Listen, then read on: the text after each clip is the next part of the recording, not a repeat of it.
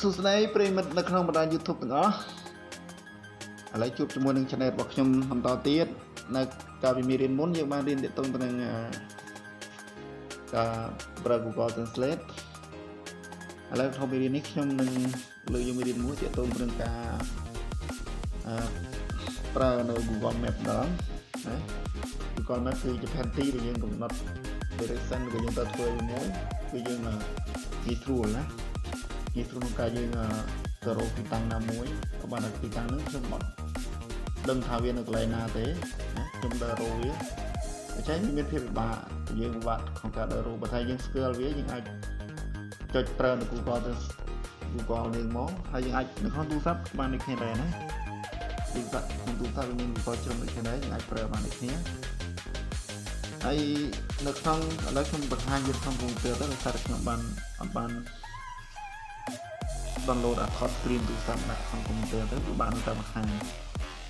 ប៉ុន្តែបើថាអ្នកនរគ្នាសនុពោខ្ញុំធ្វើវានៅលើទូរស័ព្ទខ្ញុំអាចធ្វើបានបង្ហាញបានណាឥឡូវតោះកុំមកថាទេយើងទៅនឹង Google ជ្រុំរបស់គ្នាចុចទៅលើ Google ជ្រុំរបស់គ្នាមកឥឡូវយើងមកមើលកន្លែងផ្ដែល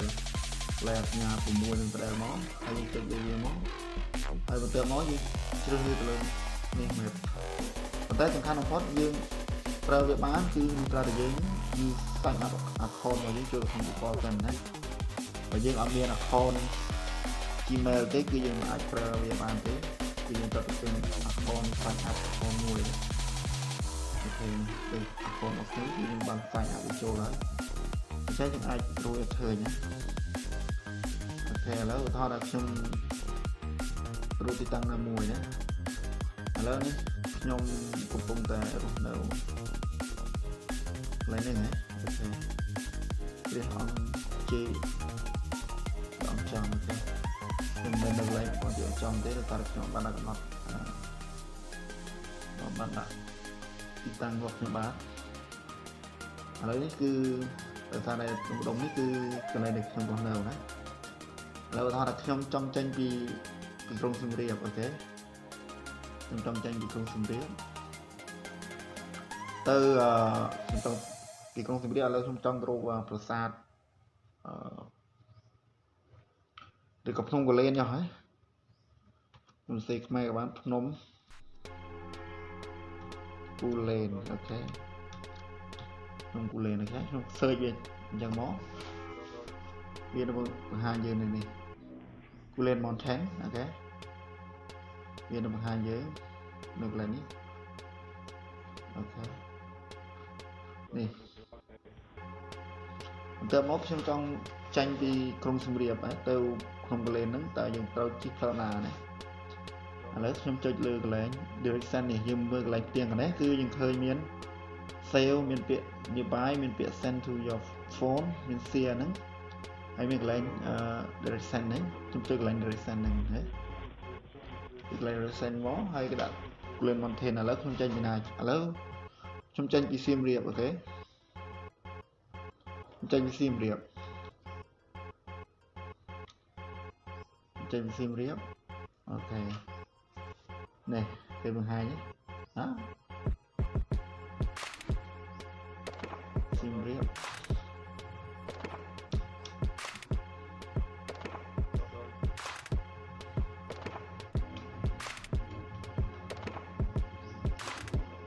សៀមរាបអង្គរនេះសៀមរាបហ្នឹងគឺសៀមរាបអង្គរនេះគេអញ្ចឹងនេះចេញពីអង្គរសៀមរាបអង្គរព្រានហ្នឹង printing នេះមិនដឹងតែកន្លែងណាទេប៉ុន្តែពេលនិយាយចេញអញ្ចឹងគឺវាបង្ហាញយើងណានេះនិយាយជិះតាមហ្នឹងទៅជិះតាមសញ្ញាហ្នឹងទៅគឺយើងនៅទៅដល់ក្នុងកន្លែងណានេះកាត់ស្រោមទេស្រ័យទេស្រ័យនេះយើងនៅទៅដល់ក្នុងកន្លែងហ្នឹងណាហើយយើងជិះទៅជា1ម៉ោង52នាទីហើយយើងដើរកន្លែងគឺ1ម៉ោង53នាទីវាខុសគ្នាទួចអូខេថាខ្ញុំចង់ទៅមន្ទីរពេទ្យមួយថាមន្ទីរពេទ្យខ្ញុំចេញពីរូបមន្ទីរពេទ្យអង្គព្រះអង្គឌួងអញ្ចឹងណាព្រះអង្គឌួងមន្ទីរ ពេករំដងទីពេកកាល់ម៉ែតចាដូចឃើញសាចុចចឹងមក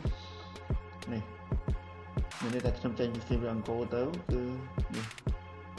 គឺជិះដល់5ម៉ោង3នាទីទេវាចេញមកហើយចេញឲ្យយើងជិះតាមនេះមកតាមចាប់ផ្លូវជាតិលេខ6មកកាត់ស្ទងក្រុងស្ទឹងសែនកំពង់ធំនេះមកសៀកស្គុនមកកំពង់ចាមមកបានយើងចូលដល់ទីពេកកាល់ម៉ែតអូខេនេះគឺជាសញ្ញាមួយថាយើងអត់ស្គាល់ទីតាំងណាមួយណាគឺយើងសេវាមកអូថាសេកន្លែងនេះមកណាឥឡូវថាខ្ញុំដើរទៅអូថាខ្ញុំចង់ដើររត់ទៅកន្លែងណាមួយថាខ្ញុំទៅកន្លែងនេះតូចទៅថាខ្ញុំចង់ទៅលើ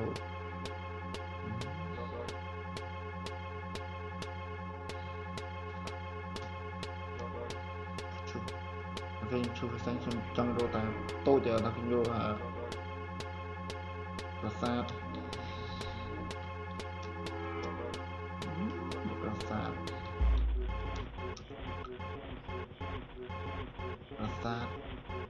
នេះពឿនចឹងណាហើយគេផ្សានេះពឿនហ្នឹងគេនេះចេញពីសៀមរាបអង្គរទៅគឺចេញទៅពឿនឥឡូវយើងអាចជ្រើសរើសទីតាំងណាមួយក៏បានដែរណាបាទហើយពេលដែលយើងសិតGoogle យើងចូលផងaccount យើងចូលផង Google ហ្នឹងគឺដាក់ទីតាំងយើងរស់នៅឬយើងដាក់កន្លែងយើងធ្វើការមកគឺយើងអាចវាទៅម្ខាងយើងនៅកន្លែងណាគឺដាក់សញ្ញាស្រេចណាអញ្ចឹងអរគុណច្រើនសម្រាប់ការទស្សនាបើសិនជាមានចម្ងល់អ្នកទាំងអស់គ្នាអាច comment នឹងក្រោមមកហើយបើសិនជាអ្នកទាំងអស់គ្នាឆ្ងល់ឬក៏មានចម្ងល់អាច comment នឹងក្រោមមកហើយដើម្បីខ្ញុំបានមើលហើយនឹងមើលក្រុមដោះស្រាយហើយអ្នកទាំងអស់គ្នាកុំភ្លេចជួយចុច subscribe ផងសូមអរគុណច្រើនជួបគ្នានៅវីដេអូក្រោយទៀតសូមអរគុណសូមជម្រាបលា